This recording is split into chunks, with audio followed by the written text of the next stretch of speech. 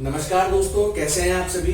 I hope आप सभी अपने घर पे सेफ होंगे, सुरक्षित होंगे और इस क्वारंटाइन और लॉकडाउन में भी आप लोग अपनी पढ़ाई को इफेक्ट ना करते हुए उसको पूरी तरीके से अपन जो स्टडी है वो आप ढंग से कर रहे होंगे, क्योंकि सीबीएसई ने सिलेबस रिड्यूस किया है। सीबीएसई ने सिलेबस खत्म नहीं किया है क्योंकि एग्जाम भी इस बार होंगे हमारे, और सीबीएसई ने जो सिलेबस रिड्यूस भी किया है आप सब लोगों ने देखा होगा।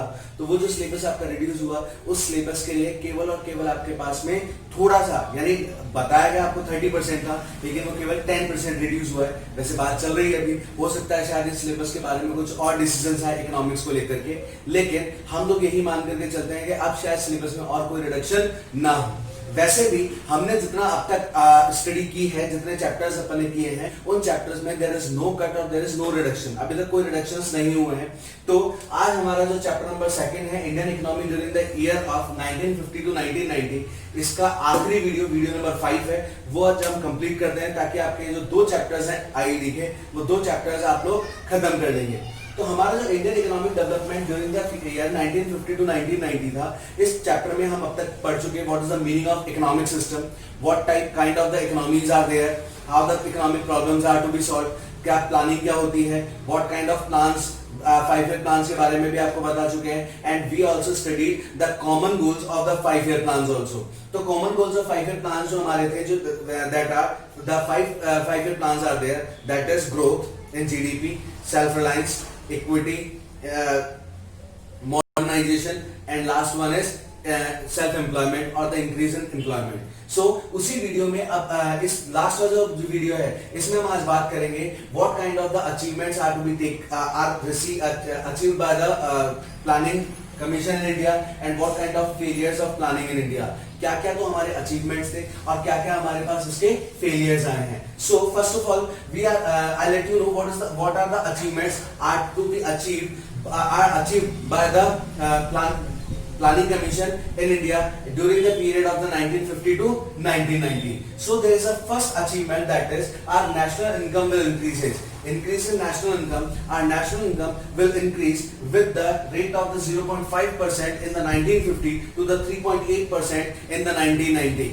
जो रेट हमारी 0.5% थी, हम 0.5% की ग्रोथ रेट थी हमारी नेशनल इनकम रेट, मतलब हर साल हमारे पास में केवल नेग्लिजिबल रेट थी हमारी नेशनल इनकम इंक्रीज होने की, जो कि बढ़कर के लगभग 3.8% हो चुकी है। सेकंड है increase in the rate of the capital formation. Capital formation means the meaning of the capital formation is to earn money, how the investments are to be multiplied with the number of units। या मैं ये आसान भाषा में अगर आपको इस चीज के लिए कहूं तो कैपिटल फॉर्मेशन मतलब पैसा बनाने की प्रोसेस। जब आप किसी पैसे को इन्वेस्ट करते हैं तो आपको उसका रिटर्न में कितना मिला। जैसे एक एग्जांपल लेते हैं, लेट्स सपोज यू इन्वेस्ट और make a FD of ₹10,000 in a bank at the rate of the 10%. It means you will get the 1,000 rupees as a return, and this 1,000 rupees is the rate of capital formation. 10,000 पे 1,000 रुपए आपने कमा लिया, मतलब 10% की आपकी capital formation की rate है। तो जैसे जितना इन्वेस्टमेंट ज्यादा होगा उतना रिटर्न ज्यादा आते जाएंगे। Same as the increase in rate of capital formation, हमारे पास कैपिटल फॉर्मेशन भी इंक्रीज हुआ और उस कैपिटल फॉर्मेशन की रेट भी इंक्रीज हुई है। This rate at the time of the 1950 it was about 10.2% of the GDP, and now in the 2016 year it is about the 32.9% of the GDP, which is a big achievement for the planning in India। हमारे India के लिए एक बहुत बड़ा achievement है कि आपकी जो ग्रोथ रेट लगभग केवल 10% थी, उस 10% को बढ़ा के जीडीपी का लगभग 32.9% आपने प्लानिंग कैपिटल फॉर्मेशन उसकी रेट इंक्रीज हुई है। नेक्स्ट है in the increase of the agricultural production, the as we know that in the year of 1965, in the Indian planning of the 1965, there is a big role of the green revolution, which will be studied in the next chapter, that is the agricultural production problems and policies, that is the chapter number 3। हम next chapter में इसके बारे में बात करेंगे। तो agriculture जो production है वो भी इस पीरियड में बहुत ज्यादा इंक्रीज हुआ। There is a vast increase. just because of the increase in the technology, एक हमारी टेक्नोलॉजी इंक्रीज हुई.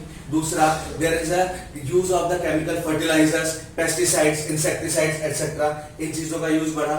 इसके अलावा हमारे पास में कई सारी मॉडर्न टेक्निक्स अपने हैं. जो मैनुअल फार्मिंग थी, उस मैनुअल फार्मिंग से हम मॉडर्न फार्मिंग सिस्टम्स पे शिफ्ट हुए. And the big role of the shifting from subsistence farming to the commercial farming, यानी जहां केवल हमारे लिए हम केवल सेल्फ कंजम्पशन के लिए जो एग्रीकल्चर प्रोड्यूस करते थे, वो बढ़कर के अब क्या हो गया कि हम कमर्शियल फार्मिंग हैं. Commercial farming means cultivation of the cash crops, वो भी हमारा इंक्रीज हुआ. Same as in the field of the industrial sector. In the industrial sector, the production is also increases.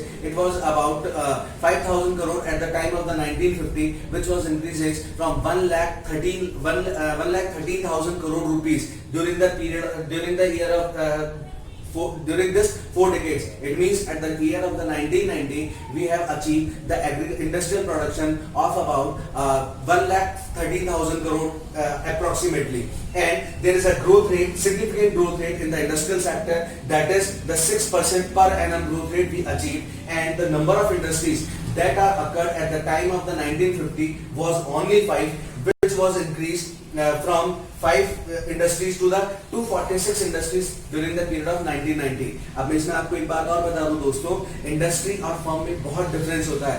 Industry means the group और the bunch of the number of firms, whereas a firm means the part of the industry, or we can say that it is a very small unit of an industry. एक industry की बहुत छोटी unit है. जैसे एक example हम लेते हैं, आईटी इंडस्ट्री है, ये एक इंडस्ट्री हो गई. और आईटी इंडस्ट्री में इन्फोसिस कंपनी अगर है, टीसीएस है, माइक्रोसॉफ्ट है, ये उनकी फर्म्स हैं. तो एक छोटी यूनिट है, इंडस्ट्री का पार्ट होती है. या मैं आपसे कहूं, आप लोगों ने सब लोगों ने एक बंच देखा होगा इसका, जो फ्लावर्स बके होता है. उस फ्लावर्स बके का मतलब क्या था? वो बुके पूरा इंडस्ट्री है. It means the bunch of the number of flowers, और एक पर्टिकुलर फ्लावर उसमें है, वो क्या है? एक फर्म है. तो फर्म इंक्रीज नहीं हुई है, फर्म्स तो पहले भी थी, लेकिन इंडस्ट्रीज है, 5 इंडस्ट्रीज से 246 इंडस्ट्रीज हो गई. It means it derives the diversified growth of the industrial sector. Next, the self-reliance. We also achieve the self-reliance.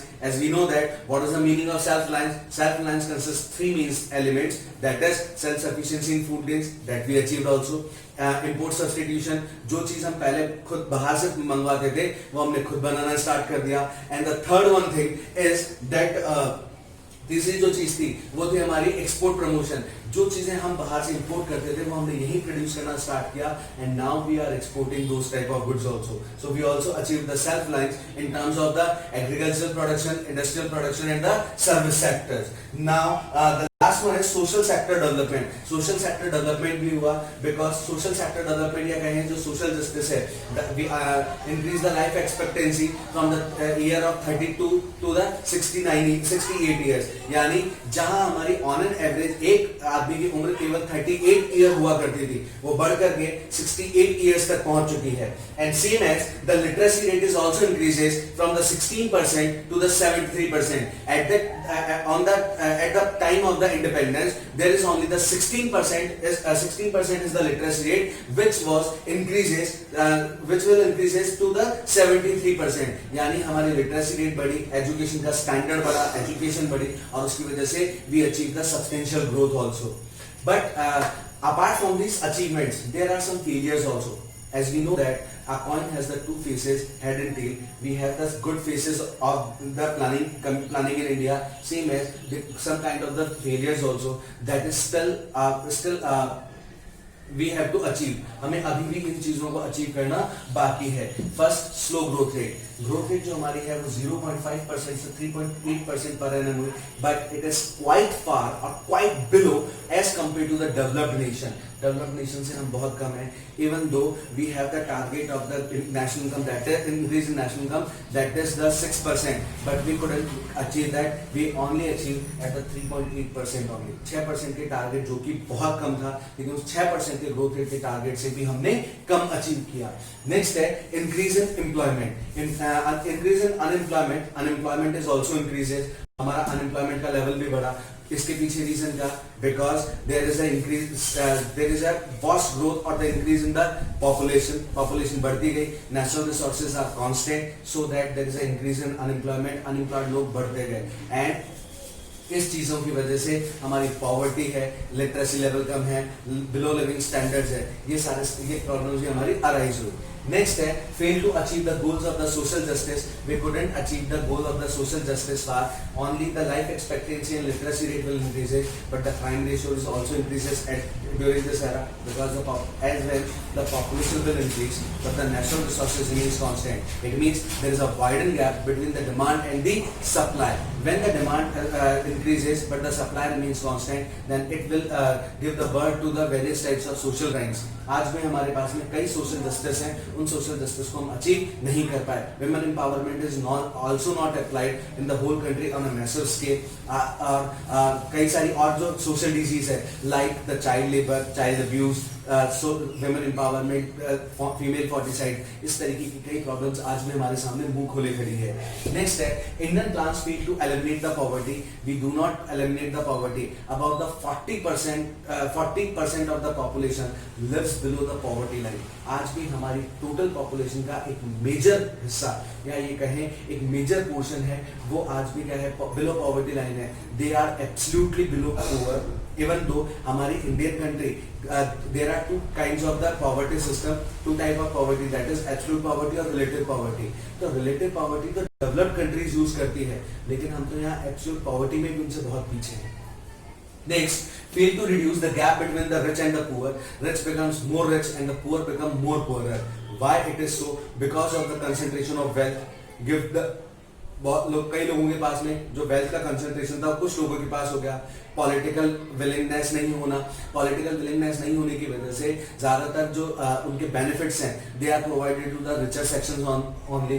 The poor do not have the awareness, लोगों के पास अवेयरनेस नहीं है, they don't know how to get their rights in front of the rich or the government. इस वजह से there is a big fail to reduce the gap between the rich section and the poor section, so that there is a gulf will increases, rich become more rich and poor become more poorer.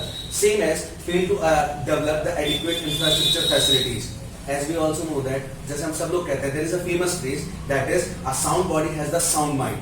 जिस तरीके से एक sound body में sound mind है, same as एक country के लिए sound body का मतलब है उसका इंफ्रास्ट्रक्चर होना। अगर एक इंफ्रास्ट्रक्चर बहुत अच्छा है तो एग्रीकल्चरल, इंडस्ट्रियल और सर्विस तीनों सेक्टर्स की ग्रोथ अच्छी होगी। But we do not employ the proper amount of the infrastructure facilities. आज भी कई डेवलप्ड नेशन के कंपेरिजन में हम उनसे बहुत पीछे हैं।